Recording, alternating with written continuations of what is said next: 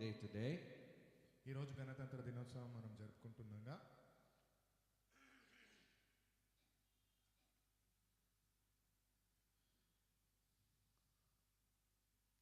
So I wanted all of us to know what true freedom is. నిజమైన స్వేచ్ఛ స్వాతంత్రం అంటే ఏంటి అని అడగాలనుకున్నాను. It's important for us. The constitutional laws and bylaws came in place after freedom. ఈ చట్టపరమైన విషయాలన్నీ స్వాతంత్రం వచ్చిన తర్వాతే మనకు రావడం అనేది జరిగింది. But there is a link between the freedom and the laws that we abide in also. అయితే మనం పొందుకున్న స్వాతంత్రానికి మనకున్న రాజ్యాంగానికి కొన్ని వ్యత్యాసాలు ఉన్నాయి. And by the way, happy Republic Day to all of you. మీ అందరికీ గణతంత్ర దినోత్సవ శుభాకాంక్షలు. Because all of us became very serious when we entered into the Word of God. ఎందుకంటే వాక్యంలో మనం అడుగు పెట్టగానే చాలా క్షుణ్ణంగా పరిశీలిస్తూ ఉన్నాం ఒక్కొక్కటి. And it's a national holiday today, but this year one holiday just went away. నిజానికి ఈ రోజు ఒక సెలవు దినము, కానీ ఆదివారం రావడం వల్ల అది పోయింది. Well, where this was a time of transition to a republic country, which came into effect on 26 January 1950. నిజానికి రాజ్యాంగాన్ని సొంతంగా స్థాపించుకున్నందుకు ఈ రోజు ఒక చిహ్నము 26వ తారీఖు జనవరి 1950వ సంవత్సరం. In fact, this is a day of celebration. నిజానికి ఇది వేడుక జరుపుకోవాల్సిన దినము. It's a day of remembrance, it's a day of commitment. జ్ఞాపకానికి, అక్కడ స్థిరమైన పట్టుదలకు ఇది ఒక చిహ్నము. There were some freedom fighters who fought for this freedom and they committed their lives for the sake of this country. ఎంతో మంది స్వాతంత్ర సమరయోధులు ఈ దేశం యొక్క స్వాతంత్రం కోసం ప్రాణాలను త్యాగం చేశారు. And do you know that as a Christian, you also belong to a nation, you also belong to a kingdom where the Lord is the king of this kingdom. క్రైస్తవులుగా మనం కూడా ఒక దేశం లాంటి ఒక నివాసంలో ఒక పౌరులమే. అక్కడ యేసు ప్రభువే మన రాజై ఉన్నాడు. You and I are a citizen of this kingdom. ఆ రాజ్యంలో మీరు నేను ఒక పౌరులము. Amen. Amen. So firstly, I would like to read the scripture portion today from John chapter 15 verse 16. యోహాను సువార్త 15వ అధ్యాయము 16వ వచనం నుంచి ప్రారంభించుకుందాము మాట్లాడి చదవడము. It says, "You did not choose me, I chose you." These are so important words actually. These are the Lord's words. "And appointed you so that you might go and bear fruit. Fruit that will last, and so that whatever you ask in my name, the Father will give you." మీరు నన్ను ఏర్పరచుకొనలేదు, మీరు నా పేరట తండ్రిని ఏం అడుగుదురో అది ఆయన మీకు అనుగ్రహించినట్లు మీరు వెళ్ళి ఫలించుటకును మీ ఫలము నిలుచున్నట్టుకును నేను మిమ్మల్ని ఏర్పరచుకుని నియమించితిని. Amen. So the very first words of the Lord is saying, you did not choose me. Anybody here that who chose to follow Jesus? మీరు నన్ను First. ఏర్పరచుకొనలేదు అనేది మనం అక్కడ వింటున్నాము. మీలో ఎవరైనా నేను యేసు ప్రభువును వెంబడించాలని ముందుగా అనుకున్న వారు ఉన్నారా?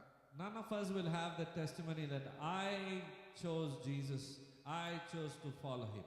మనలో ఎవరి సాక్ష్యంలోనూ నేను యేసు ప్రభువుని ఎంచుకున్నాను, నేను ఆయనను వెంబడించాలని నిర్ణయం తీసుకున్నానని చెప్పలేము. The beauty of the Lord is that he chose you, he chose each and every one of us, and he called us out. దేవుడి యొక్క గొప్పతనం ఏంటి అంటే ఆయన మనల్ని ఎంచుకున్నవాడు, ప్రతి ఒక్కరిని పేరు పేరున లెక్కించినవాడు. Now after the choosing, he says he has appointed you and me. He has given us an appointment. ఎంచుకున్న తర్వాత మీకంటూ ఒక బాధ్యతనిచ్చి ఏర్పరచుకున్నాడు. When we give our time to somebody who's appointed us, it becomes more meaningful. ఎప్పుడైతే మనల్ని ఎవరైతే నియమించారో వారికి సమయం ఇవ్వడము అనేది చాలా అర్థం కూడిన విషయము. Are you getting my point? మీకు అర్థమవుతుంది? When we give a commitment to somebody and there is an appointed time for us to meet, that meeting becomes meaningful when we show ourselves and we meet the person. ఎవరికైనా ఒక సమయాన్ని కేటాయించి మనం నియమబద్ధంగా ఈ సమయంలో కలుస్తాము అంటే అది చాలా అర్థంతో కూడిన విషయమై ఉంటుంది. Now here the Lord has appointed you and me, and whenever we call upon his name, he is always there to show up in our life. ఇక్కడ దేవుడు మిమ్మల్ని నన్ను పేరు పెట్టి పిలిచి ఏర్పరచుకున్నవాడు. ఆయనను మనం ఎప్పుడైతే నామంతో పిలుస్తామో ఆయన మన కోసం సిద్ధంగా ఉన్నవాడు. So the good news is that the Lord has a divine choice in your life. అయితే దేవుడికి ఒక చాలా పవిత్రమైన ఎంపిక మీ జీవితంలో ఉంది. You are a chosen generation. మీరు ఒక ఎంపబడిన తరము. You are a chosen vessel of the Lord. దేవుడి కోసము ఎంపిక చేయబడిన ఒక పాత్ర మీరు. Imagine the divine one chose you, divine choice. ఊహించుకోండి, దివ్యమైన దేవుడు మిమ్మల్ని ఎంచుకున్న దివ్యమైన ఎంపికగా. There are so many lost in this world. That's a different subject, but what I want to say today is you need to rejoice, I need to rejoice that there is a divine choice that the Lord made and He called you out of this world. ఎంతోమంది ఈ లోకంలో తప్పిపోయి ఉన్నారు, అయోమయంలో ఉన్నారు, కానీ మీరు నేను ఒక ప్రయోజనార్థమై పిలువబడి ఎంపిక చేయబడిన వారము. Amen. This verse actually highlights God's initiative in your life. ఇది నిజానికి దేవుడు మన జీవితంలో చేయాలనుకున్న కార్యం గురించిన ఒక చిహ్నము. If you think more deeply, God the Father, ఇంకా లోతుగా ఆలోచిస్తే తండ్రి అయిన దేవుడు, God the Father's initiative for you to be saved తండ్రి అయిన దేవుడు మీరు రక్షింపబడాలని చేసిన ఒక చర్య, and to have a relationship and a fellowship with Him ఆయనతో ఒక సత్సంబంధము సావాసం ఉండేటట్లుగా through Jesus Christ, His Son, our Lord and Savior. ఆయన కుమారుడు మన సొంత రక్షకుడైన యేసు ప్రభు ద్వారా. Now Jesus is reminding His disciples that He chose them.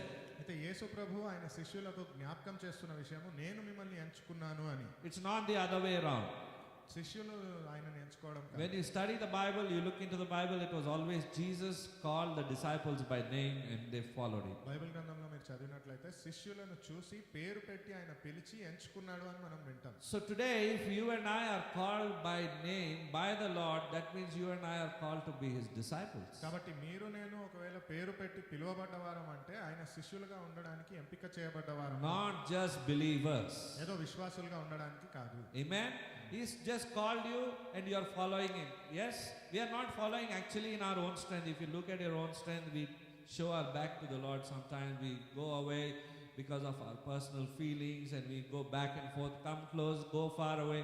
All these things keep happening in our relationship with the Lord. ఆయన మనల్ని పేరు పెట్టి పిలిచాడు కనుక మనము వెంబడించే శక్తిని పొందుకున్నాము. మన సొంత శక్తితో మనం గమనించినట్లయితే యేసుప్రభుని వెంబడించడానికి ఏదో ఒక సాకుపోకులు చెప్పి తప్పించుకోవాలనే ప్రయత్నమే మనం చేసేవారము.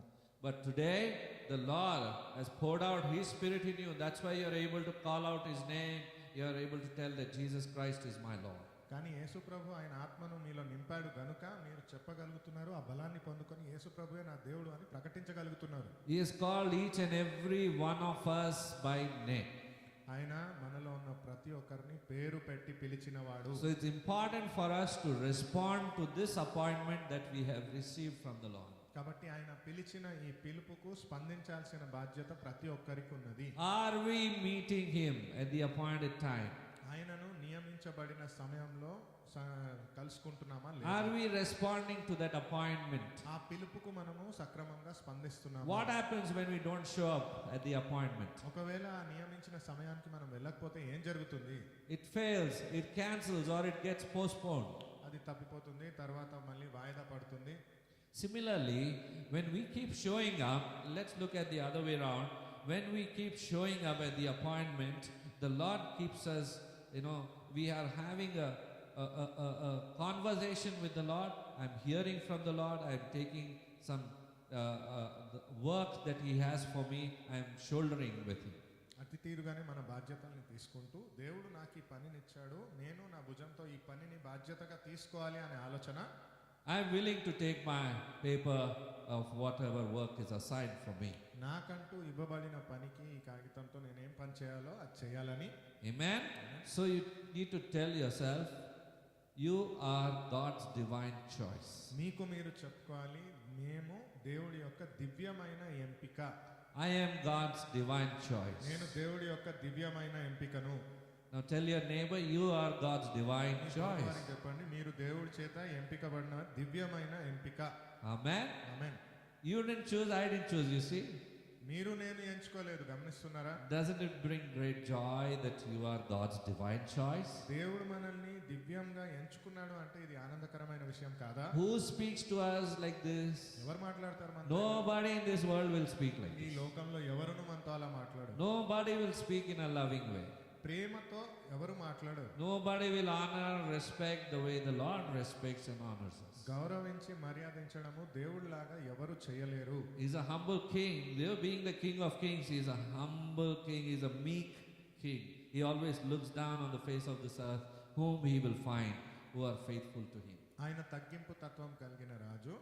అంత సర్వశక్తిమంతుడు అయినప్పటికీ చాలా తగ్గింపు తత్వంతో ఈ లోకంలో ఎవరు నా కార్యాన్ని చేయడానికి సమర్థులు అని చూస్తూ ఉంటాడు. So we should not underscore our salvation and calling that God has called us. కాబట్టి మన రక్షణను మనమే తగ్గించుకొని దేవుడి పిలుపును తక్కువ చేయకూడదు. He has called you, not only called you, but He has deposited His gifts also in you. దేవుడు మనల్ని పిలవడం మాత్రమే కాదు, మనలో ఆయన ఇవ్వాలనుకున్న బహుమానాలను కూడా సిద్ధపరచున్నాడు. Maybe some other time we'll speak about the spiritual gifts that you have in you.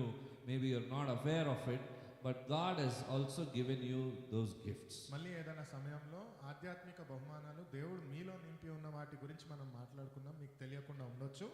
But you need to understand the sovereignty and the grace of God. Along with this grace comes those spiritual gifts, because you have recognized that He is living in you. కానీ దేవుడి యొక్క మహాత్మ పని, జ్ఞానము ఏదైతే ఉందో, దేవుడు మనలో నింపిన ఆ గొప్ప విషయాల గురించి మనకు ఒక అవగాహన ఉండాలి. And this is not earned by human effort. ఇది మానవ శక్తితో పొందుకునేది కాదు. Did you put in any effort to receive this moksha, this salvation? ఈ రక్షణను కానీ మోక్షాన్ని కానీ పొందుకోవడానికి మీరేమైనా కృషి చేశారా? There is no hard work. Actually, people go to rivers, they go on mountain tops and whatnot they do to receive this freedom. But you received it because Jesus came to you in search of you.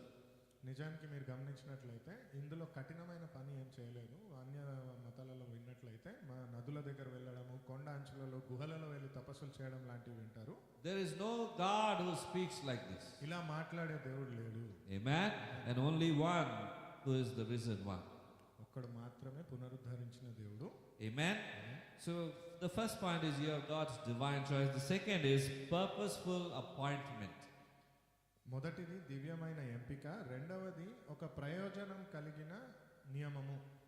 Jesus appoints His followers with a mission.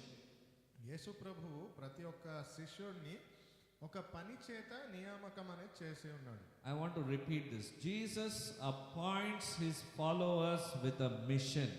యేసు ప్రభు, మళ్ళీ చెప్తున్నాను, యేసు ప్రభు ప్రతి ఒక్క శిష్యుడిని ఒక నియామకము, ఒక ప్రయోజనార్థమై చేసి ఉన్నాడు. I am waiting for my appointment letter. నేను ఆ నియామక పత్రం కోసమై ఎదురు చూస్తూ ఉన్నాను. Have you ever heard that? ఈ మాటను ఎప్పుడన్నా విన్నారా? ఇంటర్వ్యూ అయిపోయింది, ఇప్పుడు అపాయింట్మెంట్ లెటర్ రావాలి. Once your interview is done, you will be waiting for an appointment ఆ letter. లెటర్ వస్తేనే కన్ఫర్మ్ అవుతుంది. Once you get that letter, only then your job is confirmed. This is the appointment letter God has given to you. ఇదే దేవుడు ఇచ్చిన ఆ నియామక పత్రము. There is a purposeful appointment. Purposefully the Lord has called you out and saved you. ఒక ప్రయోజనార్థమై దేవుడు మిమ్మల్ని పిలిచి ఎంచుకున్నాడు. Amen. If you understand these things, you will follow the mission of the Lord also. ఈ విషయాలు కానీ మీకు అర్థమైనట్లయితే దేవుడు మీకు ఇచ్చిన బాధ్యత ప్రకారంగా మీరు వెంబడిస్తారు. What is that mission? We know. ఏంటి ఆ కార్యం అనేది మనకు తెలుసు. What is the mission? ఏంటి దేవుడు మనకి ఇచ్చిన పని? What is the purpose? ప్రయోజనం ఏమిటి? Okay, the purpose of your living. మీరు ఎందుకోసం బ్రతుకున్నారు? Let me ask the basic. What is the purpose of your existence on the face of this earth? ఈ భూలోకంలో మీరు బ్రతుకుండడానికైనా కారణం ఏంటి? ప్రయోజనం ఏమిటి? To glorify Him, to worship Him. Yes, that's the primary purpose. To know Him in a personal way. దేవుణ్ణి తెలుసుకోవడము వ్యక్తిగతంగా. To share the gospel. That's the mission statement. సువార్తను ప్రకటించడము. To share the gospel, it's a commandment that too, if you notice. There is more weightage to a commandment than just giving us an option. He has commanded us to do that. సువార్తను ప్రకటించడం అని మనం ఎంచుకోవడం అలాంటి విషయం కాదు, అది దేవుడు మనకిచ్చిన ఆజ్ఞ. In that appointment letter, this commandment is there. ఆ నియామక పత్రంలో ఈ ఆజ్ఞ రాయబడి ఉంది. So is there a possibility that I can deviate, I can do whatever I want? ఏదైనా సాధ్యత అవకాశం ఉందా నా ఇష్టం వచ్చింది నేను చేయడానికి? కానీ చేస్తామా? But do we do that? Yes. అవును. Let's be honest. నిజాయితీగా చెప్తాను, I do it. నేను మాత్రం If not you, at least I do it. మీరు చేయకపోయినా నేను కొన్నిసార్లు అలాగే ఉంటాను. I don't share the good news with every person that I come across. నేను తెలిసిన ప్రతి వ్యక్తితో నేను సువార్తను పంచుకోలేకపోవచ్చు. But God has appointed you with a purpose, and when He chooses somebody, it is for a missionary purpose that He has called us. కానీ దేవుడు ప్రతి ఒక్కరిని ఎంచుకోవడం వెనుకల ఒక కారణం ఉంది, ఆయన పరిచర్య కొరకై. not to build our own kingdoms, మన సొంత రాజ్యాలను స్థాపించుకోవడానికి కాదు, but to build the kingdom of heaven. పరలోక రాజ్యాన్ని స్థాపించడానికి. Amen. We all want the appointment letter. We want to know how much salary is there in it, what are the perks, what are the incentives, everything. But we don't want to carry out the mission which God has asked. మనలో ప్రతి ఒక్కరికి ఆ నియామక పత్రం కావాలి, దీనికైనా జీతం ఎంత, దీంట్లో మనం పొందుకునే లాభదాయక విషయాలు ఏంటి అని, కానీ So- పని మాత్రం చేయడానికి సిద్ధంగా లేదు. How is it possible to get the pay? మరి పని చేయకుండా ఈ జీతం పొందుకోవడం ఎలా? Non-performing candidate. No. పని పాట చేయకుండా, బాధ్యత చేయకుండా, We are supposed to put in a special training. కొన్నిసార్లు వాళ్ళ కోసం అని ఒక వ్యక్తిగత శిక్షణను ఇవ్వాల్సిన అవసరం. That's what the corporates do. అదే కదా ఈ పెద్ద కంపెనీలో చేస్తుంటారు. They put you into a special training, and I don't want to take the names, what terminologies are used for that. ఒకవేళ పని సరిగ్గా చేయట్లేదు అంటే దానికోసమే ఒక కార్యాచర్యను పెడతారు. But they observe a person who is non-performing and they put them into a special category. They train them up. If they are still not performing, then they show you the door. కానీ క్రమంగా వారిని ఉంచి ఒకవేళ పని చేస్తున్నారా లేదా అని వారికి శిక్షణనిచ్చి, అయినప్పటికీ వారు ఆ శిక్షణ పొందుకొని పని చేయట్లేదంటే ఇంకా మార్గం దారి ఎటు వెళ్ళాలని చెప్తారు. But God, in His mercy and grace, never shows us the door. కానీ దేవుడు ఆయన కృప వల్ల, కనికరం వలన బయటికి వెళ్ళడానికి ఆయన మార్గం And because we know He never will show us that door, exit door, we will always take advantage of it. దేవుడు మనల్ని అలా బయటికి వెళ్ళడానికి మార్గాన్ని చూపించాడు గనుక మనం కొన్నిసార్లు నిర్లక్ష్యం చేస్తాం. అరే నీకు తెలుసా ఎట్టి పరిస్థితిలో మన బాస్ చెప్పాడు బయటికి పోమని. Do you know at any point of time our boss will never say get out. Hallelujah. He is a faithful one. He will abide by His word. He is a loving God, a loving Savior. He disciplines also to us in love. ఆయన నమ్మదగినవాడు, విశ్వసనీయుడు, ప్రేమతోనే మనల్ని క్రమశిక్షణలో నడిపించే దేవుడు ఆయన. What I'm trying to say here is the kingdom of heaven has a greater standard of working. How much more we should catch up with the kingdom of heaven. నేను మీకు చెప్పాలనుకునేది, లోక సంబంధిత పనులే ఇలా ఉంటే పరలోక సంబంధిత పనికి మనం ఇంకా ఎంత బాధ్యతతో ఉండాలి. Hallelujah.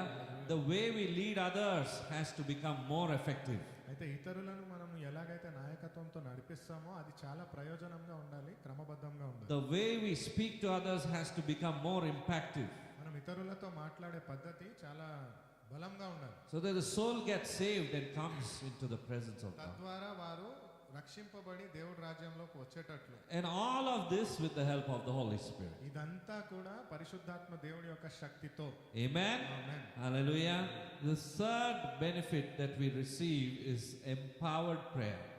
మూడవ లాభం మనం పొందుకునేది చాలా శక్తివంతమైన ప్రార్థన. Hallelujah. I think all of us will agree, when I prayed, God answered. మనం అందరం ఒప్పుకుంటామని నేను నమ్ముతున్నాను, ఎప్పుడైతే నేను ప్రార్థించానో దేవుడు దీన్ని చేశాడు అని. Why is it that God answered your prayer? ఎందుచేత మరి దేవుడు మీకు ఆ సమాధానాన్ని ఇచ్చాడు? Why is it that He answered your prayer? ఎందుచేత దేవుడు మీ ప్రార్థనకు జవాబిచ్చాడు? Because He is a prayer answering God. ఎందుకంటే ఆయన ప్రార్థనకు జవాబిచ్చే దేవుడు. Because He loves us. We are a chosen generation. Yes. ఆయన పట్ల మనకు Because- కలిగిన విశ్వాసం ప్రకారంగా Yes. We are a divine choice. దివ్యమైన ఎంపిక. I can see the talent coming out. Hallelujah. I would like to add another point. All of these are right. It's in the name of Jesus we pray. నేను ఇంకో మంచి విషయం మీకు చెప్పాలనుకున్నాను. మీరు చెప్పినవన్నీ సరియే, కానీ యేసుక్రీస్తు నామాన ప్రార్థిస్తున్నాం గనుక Only because of that name, your prayer, my prayer is being answered. ఆ నామంలో ఉన్న శక్తి వలన మీ యొక్క ప్రార్థన, నా యొక్క ప్రార్థన ఫలించింది. Amen. Not that our prayer is powerful. It is Jesus who is powerful, who makes the spirit, through the Spirit of God, makes those prayers manifest in our life in the natural. మన యొక్క ప్రార్థన శక్తివంతమైనది అని చెప్పను, కానీ లోకరీత్యంగా మనం ఏదైతే ప్రార్థిస్తున్నామో అది ఆ నామంలో ఉన్న శక్తి వలన జరుగుతుంది. Amen. It's in the name of Jesus demons tremble. యేసుక్రీస్తు, యేసు అనే నామాన ఆ అపవాది దయ్యాలు భయపడతాయి. It's in the name of Jesus that dark forces leave. యేసు అనే ఆ పేరులోనే ఈ చీకటి శక్తులన్నీ వెళ్ళిపోతాయి. The favor of God comes. దేవుడి యొక్క కృప మన పైకి వస్తుంది. You and I are adopted into the kingdom of heaven, made as sons and daughters because of that name. మీరు నేను దేవుడి యొక్క రాజ్యంలో దత్తత పొందుకొని కుమార్తె కుమారుడిగా పిలువబడ్డాం. Because of that name, you and I got the appointment letter.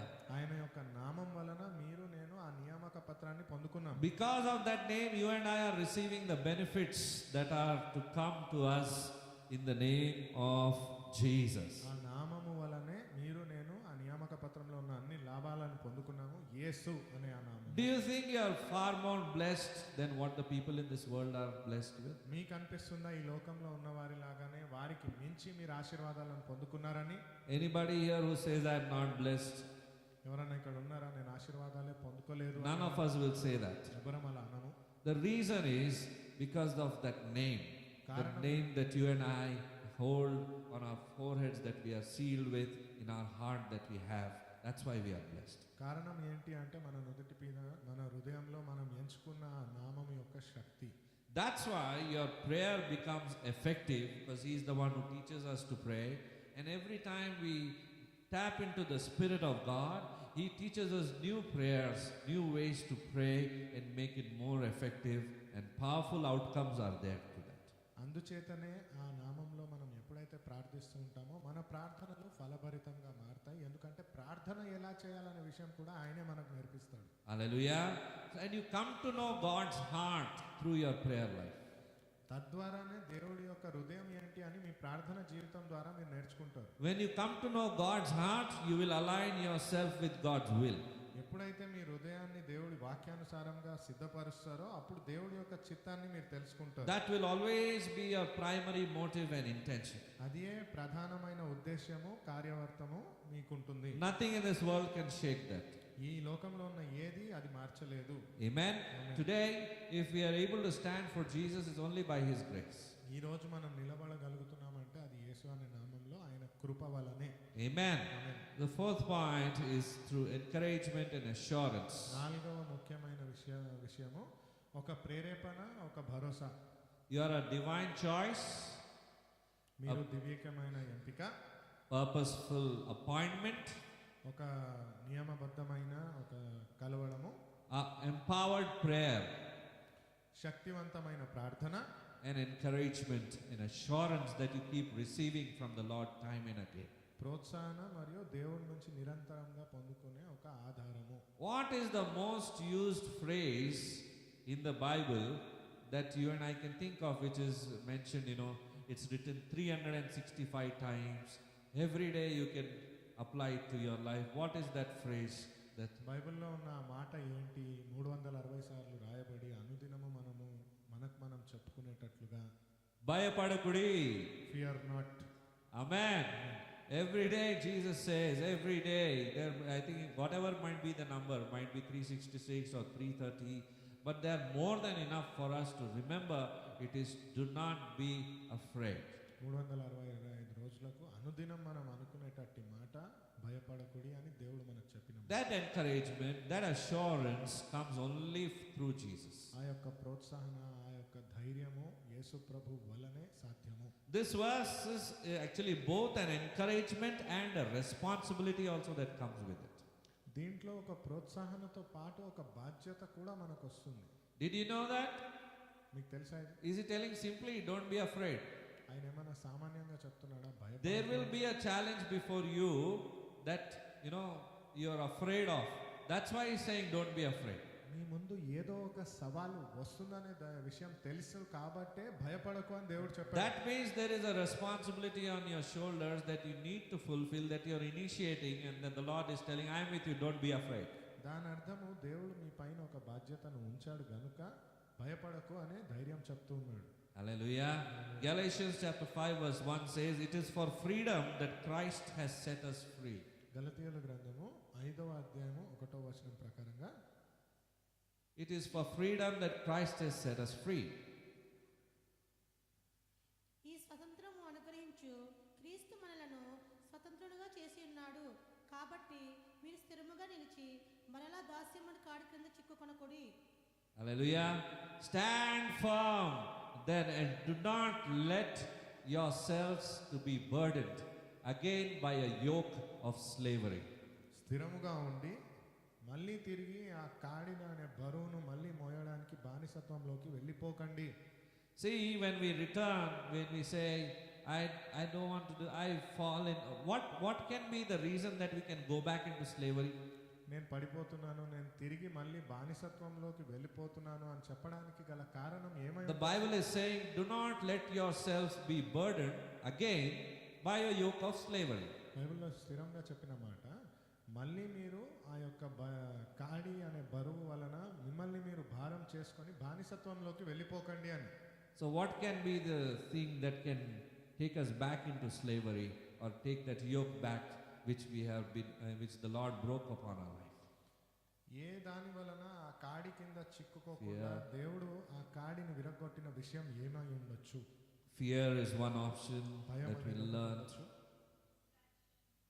Distractions, దృష్టి మళ్లించుట, less అవిశ్వాసం, faith or no faith, greed. ఏదైనా కావాలని Only this side is answering. My left wing. Yes, Pastor.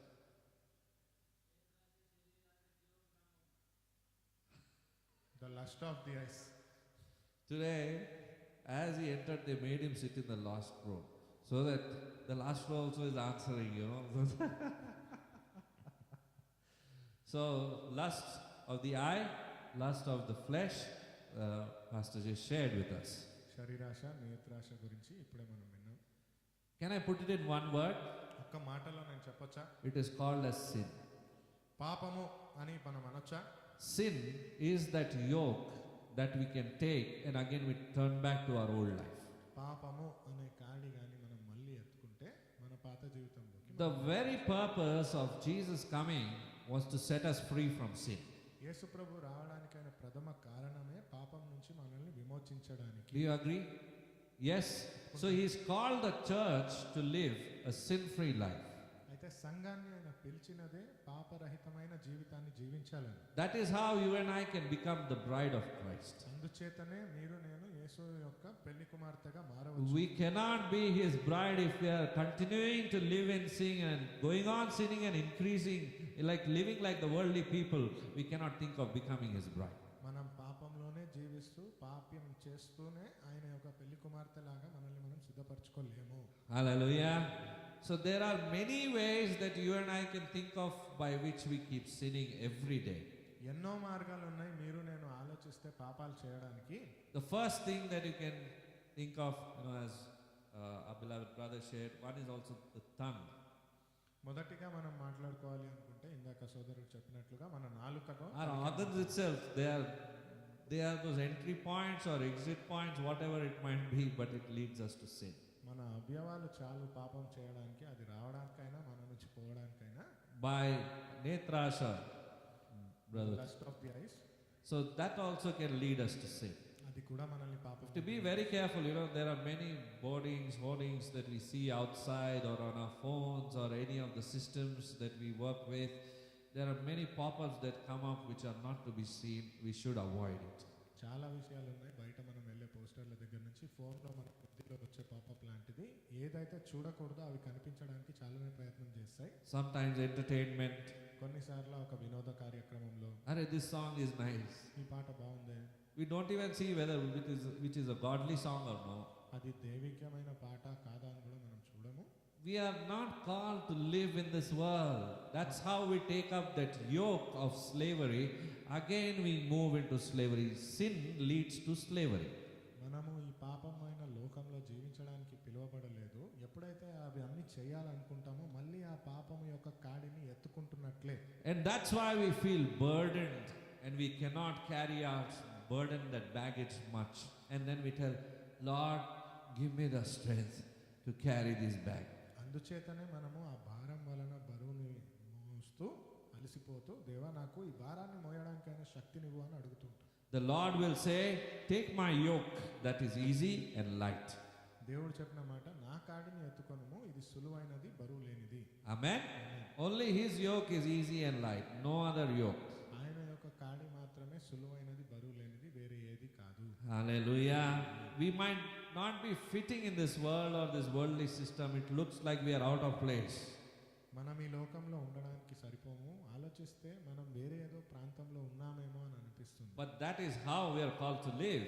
కానీ అట్టి తీరుగానే మనం బ్రతకడానికి పిలువబడ్డాము. Because you and I belong to an eternal kingdom. ఎందుకంటే మీరు నేను పరలోక రాజ్యానికి చెందినవారము. Heaven and earth will pass away, but my words by no means will pass away. భూమి దిగంతములు అంతరించిపోవచ్చు కానీ నా మాటలు ఎప్పటికీ అంతరించిపోవు. Hallelujah. There is no end for his kingdom. ఆయన యొక్క రాజ్యానికి అంతం అనేది లేదు. Amen. John chapter 8 verse 32 says, which speaks about God giving us freedom as a gift. యోహాను సువార్త 8వ అధ్యాయం 32వ వచనం ప్రకారంగా 8:32 బ్రదర్. అప్పుడు సత్యము మిమ్మును స్వతంత్రులుగా చేయనని చెప్పగా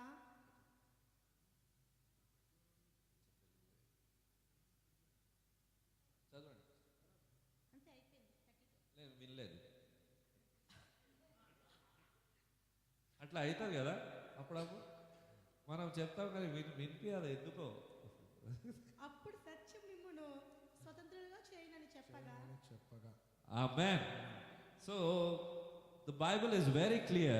He says, you shall know the truth.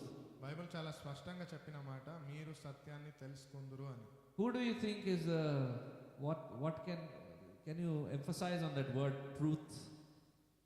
మీరు సత్యము అనే మాట మీద గమనించగలరా? Jesus is the truth, right? యేసు ప్రభువే సత్యము కదా. So truth is a thing that you need to know as an information or knowledge. సత్యం అనేది ఒక జ్ఞానంతో కలిగిన విషయము, తెలుసుకోవడానికైన విషయము. Or truth is a person whom you need to know personally. లేదా సత్యం అనేది వ్యక్తిగతంగా తెలుసుకోవాల్సిన మనిషి. Options to you. మీకే ఈ ప్రశ్న. Truth is Jesus, so you need to know him personally. యేసు ప్రభు సత్యము కాబట్టి వ్యక్తిగతంగా తెలుసుకోవాలి. It's not just knowing and getting information, the truth that will set us free, but it's also about knowing him personally. కేవలం తెలుసుకొని మాట వరుసకు మాత్రం ఉండడం కాదు, ఆయనను వ్యక్తిగతంగా తెలుసుకోవాల్సిన అవసరం ఉంది. How about having the appointment letter in your hand and also knowing the owner, the boss personally? చేతిలో ఆ నియామక పత్రం ఉండడం మాత్రమే కాదు, మన యజమానుల్ని వ్యక్తిగతంగా తెలుసుకోవడం ఇంపార్టెంటా కాదా? This letter somebody must have handed over to us. Somebody or the other you heard the good news from and you and I got saved. And then we had the Bible in our hand, we read the Bible, we study the Bible, we are coming to know about God and about his greatness in our life, coming closer to him. But knowing him personally is the most important point. ఈ యొక్క పత్రాన్ని మనం ఎక్కడో ఒకటి చూసే ఉంటాము, కానీ వ్యక్తిగతంగా దేవుణ్ణి తెలుసుకోవడము, ఆయనతో సమయాన్ని గడపడము, వాక్యంలో ఉన్న లోతును తెలుసుకోవడం వలన లాభం ఉందంటారా లేదంటారా? Hallelujah. This freedom is not merely just getting released physically, but it's a spiritual freedom that God is talking about. ఈ యొక్క స్వాతంత్రం అనేది నామమాత్రంగా తెలుసుకునేది కాదు, కానీ వ్యక్తిగతంగా మనం అనుభవించాల్సిన స్వేచ్ఛ అని దేవుడు మాట్లాడుతాడు. Freedom from what? దేని నుంచి స్వాతంత్రము? From that enslavement of sin. పాపము యొక్క బానిసత్వము నుంచి పొందుకోవాల్సిన స్వాతంత్రము. నేను అన్ని అవును ఆమేన్ చెప్తా కానీ బయట వెళ్ళగానే మళ్ళా పాపంలో పడబోతా. I say every time amen and yes in the church and after I go out I will be again in the sin. అక్కడంతా మురికి నీళ్ళు ఉన్నాయి చూడండి బయట ఇక్కడే. There's all dirty water if you see outside. By mistake వెళ్ళిపోయినా. I went there by mistake. I didn't see, I didn't hear. నేను చూసుకోలేదు, నేను వినలేదు అక్కడ ఉందని చెప్పినప్పుడు. So things like that happen, అలాంటి విషయాలు జరుగుతూ ఉంటాయి కదా. But the Lord wants us to become wise. కానీ దేవుడు కోరుకునేది మనం జ్ఞానంతో ఉండాలని. Be mindful. జ్ఞానంతో. We all wouldn't prefer to go in that slush. We all wouldn't like to go in that dirty water there and put our feet in it. Similarly, the Lord doesn't want us to sin again and again and fall into it.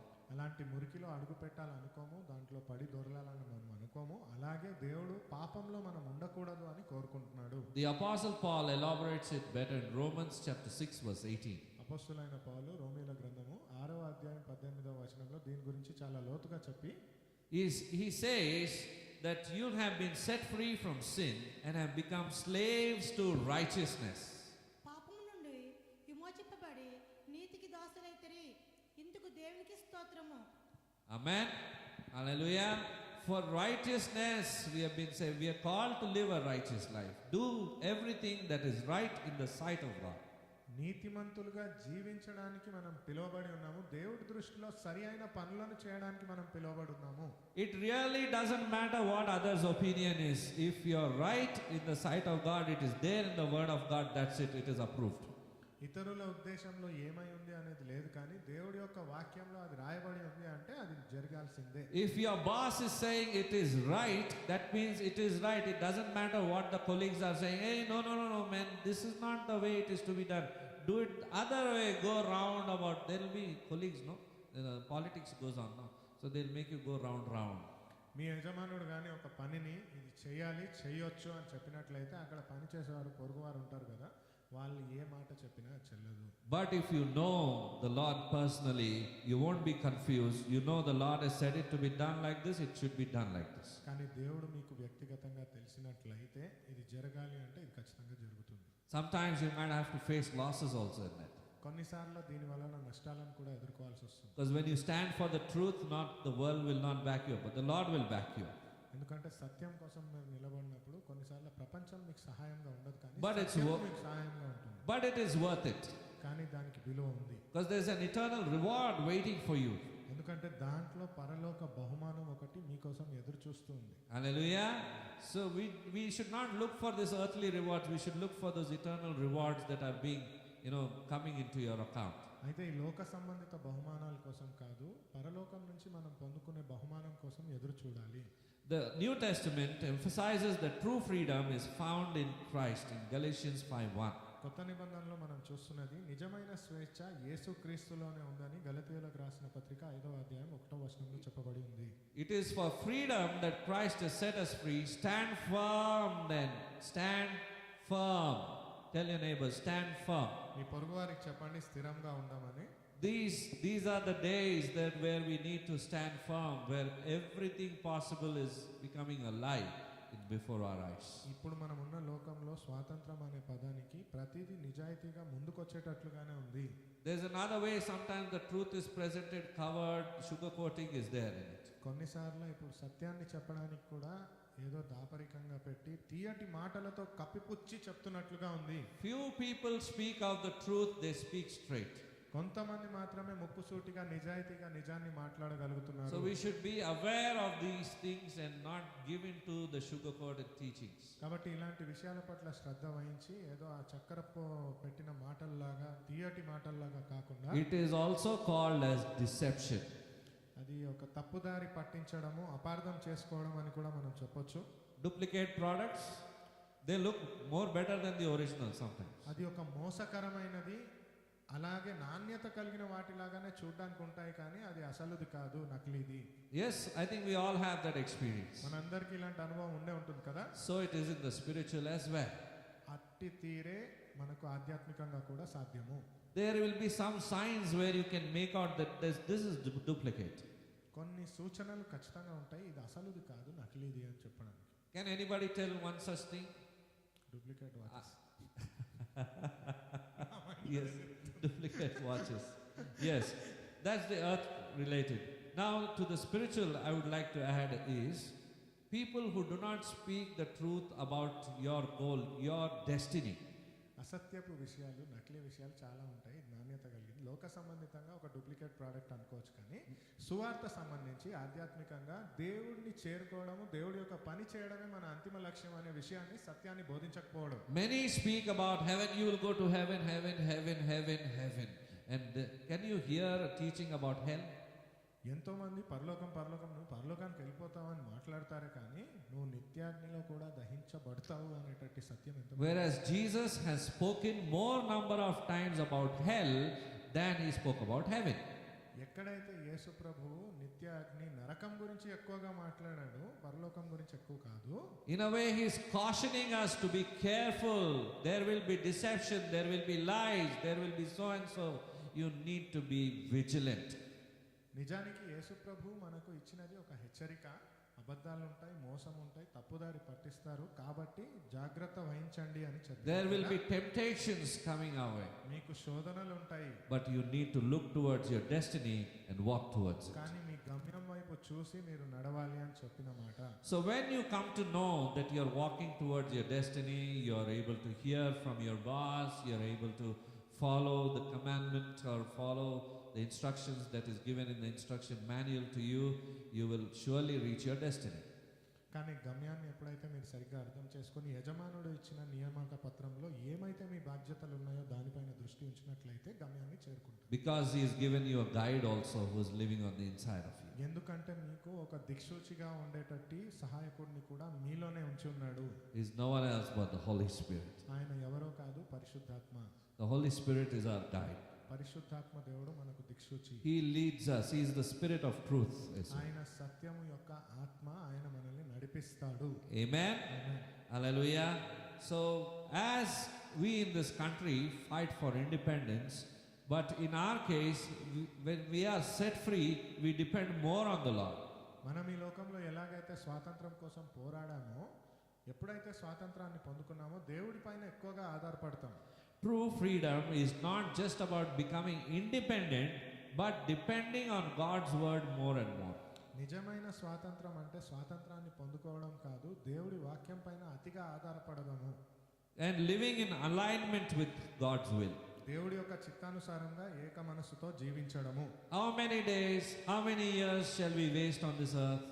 ఎన్ని రోజులు, ఎన్ని సంవత్సరాలు మనం ఈ లోకంలో వృధా చేద్దాము? 2 months, 2 years, some people 20 years, but they are still in the same position. 2 నెలలు, 2 సంవత్సరాలు, కొంతమంది 20 సంవత్సరాల పాటుగా ఎలా ఉన్నారో అలాగే ఉన్నారు. No progress in the spiritual life. ఆధ్యాత్మిక జీవితంలో అభివృద్ధి లేదు. The reason is not aligning yourself with God's will, కారణం ఏమిటి అంటే దేవుడి యొక్క చిత్తంతో మనము ఏక మనసు పొందకపోవడము, not obeying His will. ఆయన చిత్తాన్ని అంగీకరించకపోవడము. Hallelujah. Remember that He gave you the keys to the kingdom of heaven. జ్ఞాపకం ఉంచుకోండి, పరలోకానికైనా సంబంధించిన తాళం చెవులను మీకు ఇచ్చి He ఉన్నాడు. has set you free. ఆయన మీకు ఆ స్వాతంత్రాన్ని ఇచ్చాడు. The freedom to lift up your hands and to worship Him. చేతులెత్తి ఆయనను ఆరాధించగలిగిన స్వాతంత్రము. He has cleansed your heart. He has cleansed my heart so that we would worship Him in freedom. మీ హృదయాన్ని, నా హృదయాన్ని శుద్ధీకరించింది స్వాతంత్రంతో ఆయనను ఆరాధించడానికి. Amen. And I told you one more thing, if you remember, responsibility comes with freedom. ఒక్క విషయం మీకు మళ్ళీ నేను చెప్తున్నాను, బాధ్యత అనేది స్వాతంత్రంతో వస్తుంది. Amen. With the gift of freedom comes the weight of responsibility. ఆ స్వాతంత్రం అనే ఒక బహుమానంతో పాటు బాధ్యత అనే బరువు కూడా మీకు ఇవ్వబడుతుంది. The Bible teaches that freedom is not an end in itself, but a means to serve God and to serve others. కాబట్టి స్వాతంత్రం అంటే మనల్ని మనము కప్పిపుచ్చుకోవడానికి, తప్పు పనులు చేయడానికి కాదు, కానీ ఇతరులకు సేవ చేయడానికి, ఇతరులకు బోధించడానికి ఉపయోగపడుతుంది. Remember that this is a gift given to you. Freedom given as a gift to you. గుర్తుంచుకోండి, మీకు స్వాతంత్రము అనేది ఒక బహుమానముగా ఇవ్వబడిన విషయము. Amen. Along with that gift of freedom, He has given you the ability to use these talents and gifts to serve others. ఆ బహుమానంతో పాటు, ఆ స్వేచ్ఛతో పాటు మీకు ఇలాంటి బహుమానము ఇతరులకు సేవ చేయడానికి ఇవ్వబడిందని గుర్తుంచుకోండి. Jesus came not to be served but to serve others. యేసు ప్రభు సేవను పొందుకోవడానికి రాలేదు, కానీ ఇతరులను సేవ చేయడానికి వచ్చి ఉన్నాడు. Amen. He expects the same from us. అదే తీరుగా మనం కూడా ఉండాలని ఆయన కోరుకుంటాడు. You and I have been set free to serve others. మీరు, నేను స్వాతంత్రం పొందుకున్నది ఇతరులకు స్వాతంత్రాన్ని ఇవ్వడానికి. అంటే నాకేం లాభం ఉంది దీంట్లో? What benefit do I have from this? That is the first thing, that question that comes. నేను ఎందుకు పోవాలి, నా టైం ఎందుకు ఖరాబ్ చేసుకోవాలి నేను? అదే కదా మొదటిగా ఆలోచిస్తాం, నాకేంటి, నాకేమిటి అదొకటే పాట వస్తుంది. Only thought which comes to our mind, why should I waste my time, what am I going to get out of this? Hallelujah. Here Jesus never said what benefit I will get. ఇక్కడ యేసు ప్రభు ఎప్పుడూ ఆ మాట చెప్పలేదు, నాకు లాభం ఏమిటి అని. So whether you are benefited or sometimes you have to give from your pocket, we don't know what it is. God is watching. He will bless us. He is our rewarder. So we don't look to humans for that benefit. We look to our God. He will give you the benefit. కాబట్టి లాభం అనుకుంటూ యేసు ప్రభు అయితే చూడలేదు, కానీ ఆ లాభం పొందుకోవాలంటే దేవుడి వైపు మనం చూడగలగాలి, అప్పుడు ఆయన మనల్ని దీవిస్తాడు. Because when you are adopted into the kingdom of heaven, your life becomes a selfless life, not a selfish life. ఎందుకంటే ఎప్పుడైతే దేవుడి రాజ్యంలో మీరు దత్తత తీసుకుంటారో మీరు స్వార్థభరితమైన జీవితాన్ని జీవించరు కానీ ఇతరుల కొరకై జీవిస్తారు. I cannot make choices. Whatever I want, I will pick and I will leave the rest. నేను అలా ఎంచుకోవడానికి లేదు. నాకు ఏది కావాలో ఈ వాక్యం నుంచి ఇది మాత్రమే ఎంచుకుంటాను, మిగతాది వదిలేస్తాను. ఒక వచనం తీసుకుంటా బైబిల్లో నుంచి రెండోది వదిలేస్తా. I will take the first verse and not the second one. I'll take the A part of one verse, I'll leave the B part of the ఆ verse. వాక్యంలో మొదటి భాగాన్ని తీసుకుంటాను కానీ రెండో భాగాన్ని తీసుకోను. Hallelujah. God wants us to follow it properly. You will see the perfect guidance of God without confusion. There will be accuracy in your following about the Lord. దేవుడు మనల్ని చూసే తీరులో ఒక చాకచక్యము నైపుణ్యత ఉంటుంది. దాంట్లో మనం ఏం చేస్తున్నాం అనేది ముఖ్యం. Amen. 1 Peter chapter 2 verse 16, we are reminded to live as free people, not to use your freedom as a cover up for evil, and not to live as God's slaves.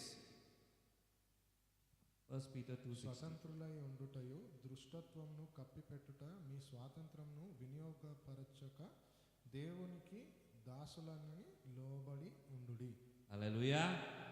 Nations and constitutions, those laws, those bylaws are helpful for us to guide us in our freedom. దేశాలు, చట్టాలు, రాజ్యాంగము మన స్వాతంత్రంలో మనం నడవడానికి సహాయపడతాయి.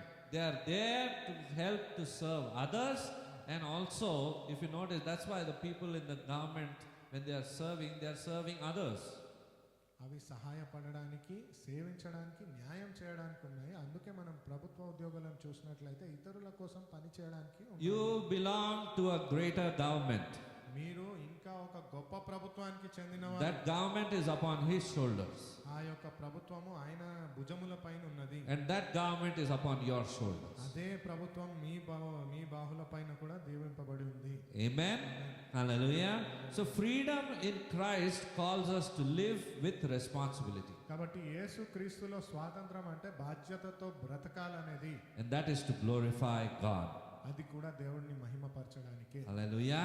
So are we using our freedom to bless others, అయితే మనము మనకిచ్చిన స్వాతంత్రాన్ని ఇతరులకు దీవెనకరంగా వాడుతున్నామా, or are we focused on ourselves? లేదా మన మీదే మన దృష్టిని ఉంచుకొని ఉన్నామా? Hallelujah. The third point is unity and building of a godly community. మూడవ విషయము ఐకమత్యము మరియు దేవుడి యొక్క సంఘాన్ని కట్టుట. Amen. Hallelujah. A question. ప్రశ్న. Presents, when we receive on our birthday, they come as a gift. Yes? మన పుట్టినరోజు ఏదన్నా మనం బహుమానాన్ని పొందుకున్నామంటే అది మనకే కదా. అవునా కదా? We feel happy, isn't it? దానివల్ల మనం సంతోషిస్తాం కదా. కొంతమంది సీరియస్గా ఉన్నారు, హ్యాపీగా ఉంటారని చెప్పండి. Some of us are very serious. Yes? So we all feel happy when we receive gifts. Even sometimes from unexpected people we receive, oh, you feel more happy about it. మనం ఏదైనా బహుమానాన్ని పొందుకుంటే ముందుగా మనం సంతోషిస్తాము. ఏదైనా కానీ అది చిన్నదో పెద్దదో ఎవరి నుంచి పొందుకున్నా Did you expect this freedom in your life? మీరు ఇలాంటి స్వాతంత్రాన్ని మీ జీవితంలో కోరుకున్నారా? There is a spiritual freedom that you have received, that the Lord broke those bondages of sin, sorrow, shame, whatever it might have been, of our past inheritance, curses, everything. All of those things have been broken upon our life through the blood of Jesus. ఒక ఆధ్యాత్మిక స్వాతంత్రాన్ని పొందుకున్నాం మన జీవితంలో. అది పాపము, శాపము, ఎలాంటి ఒక బరువు బాధ్యత అయినా కానీ అవన్నీ యేసు నామమున పగిలిపోయాయి. The curse of poverty has been broken over our lives. పేదరికం అనే శాపం కూడా మన జీవితంలో విరిగిపోయింది. Amen. గట్టిగా చెప్పాలి, poverty broken. పేదరికం నా జీవితంలో నాశనం అయిపోయిందని చెప్పగలిగాను. The blessing of abundance has been replaced on that. అధిక ఆశీర్వాదం అనే బహుమానాన్ని దానిపైన ఇచ్చి ఉన్నాడు. Isn't it a gift from the Lord to us? ఇది దేవుడి నుంచి పొందుకున్న బహుమానం కాదా? Do you receive it in your heart? మీ హృదయంలో మీరు అది పొందుకుంటున్నారా? And you say, thank you, Jesus. ధన్యవాదాలు యేసు అని చెప్పగలిగారు. Hallelujah. So there's a sense of freedom that you receive. You will be really thankful to the Lord.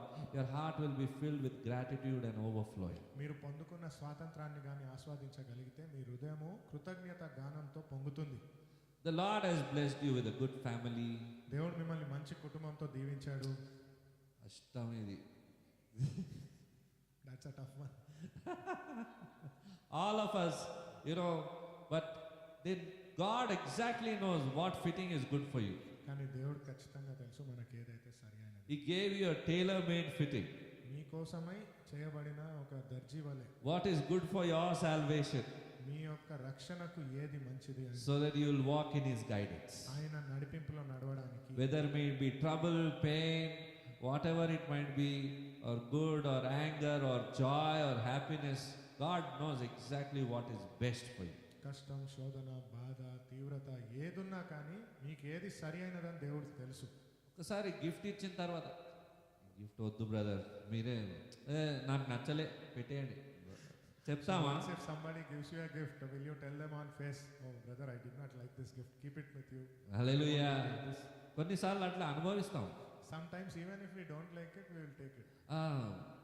మంచిగా బాగలేదండి, మీరు తీసుకోండి. Okay, please take it.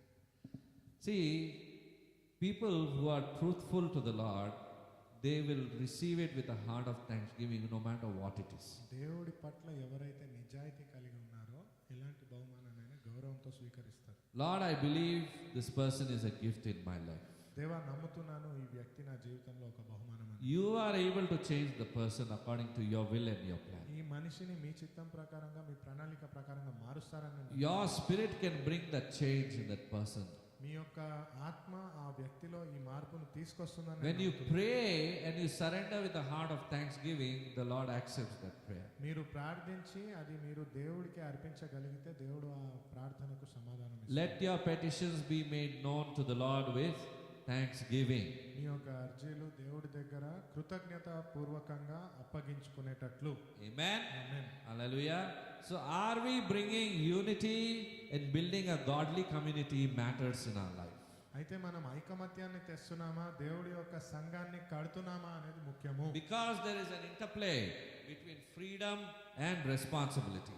ఎందుచేత అంటే స్వాతంత్రము మరియు బాధ్యత మధ్యలో ఒక ఆధారం ఉంది, ఒకదానిపైన ఒకటి. They depend on each other. Your freedom and responsibility, they both go together. ఈ ఆధారము ఏదైతే ఉందో ఒకదానిపైన ఒకటి ఉంది. స్వాతంత్రము మరియు బాధ్యత. స్వాతంత్రం ఎలాగైతే ఉంటుందో అలా బాధ్యత ఉంటుంది. బాధ్యత ఉండాలంటే మీకు స్వాతంత్రం ఉండాల్సింది. It's a recurring theme in the Bible also. ఇది ఖచ్చితంగా తిరిగి మళ్ళీ మనం వినే బైబిల్లో విషయం ఇది. Galatians chapter 6 verses 7 and 8. గలతీయుల అధ్యాయం 6, 7, 8 వచనాలు. Do not be deceived. God is not to be mocked. Whatever a man sows, he will reap in return. The one who sows to please his flesh, from the flesh will reap destruction. But the one who sows to please the Spirit, from the Spirit will reap eternal life. మోసపోకుడి, దేవుడు ఎక్కిరింపబడడు. మనుష్యుడు ఏమి విత్తునో ఆ పంటనే కోయును. ఎలాగనగా తన శరీరరుచును బట్టి విత్తువాడు తన శరీరము నుండి క్షయమును పంట కోయును. ఆత్మను బట్టి విత్తువాడు ఆత్మ నుండి నిత్య జీవమును పంట కోయును. Amen. This passage is actually emphasizing on the principle of sowing and reaping.